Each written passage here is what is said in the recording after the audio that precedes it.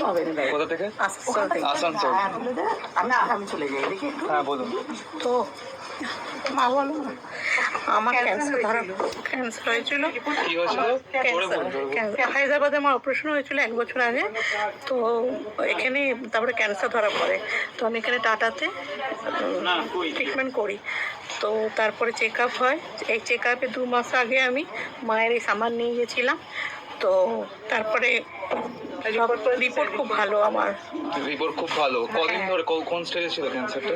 আমার ফার্স্টে ছিল। ফার্স্ট ছিল। হ্যাঁ, আর আমার রিপোর্ট খুব ভালো। আমি মাকে বলেছিলাম আর এই সামান নিয়ে গেছিলাম, ভালো রিপোর্ট।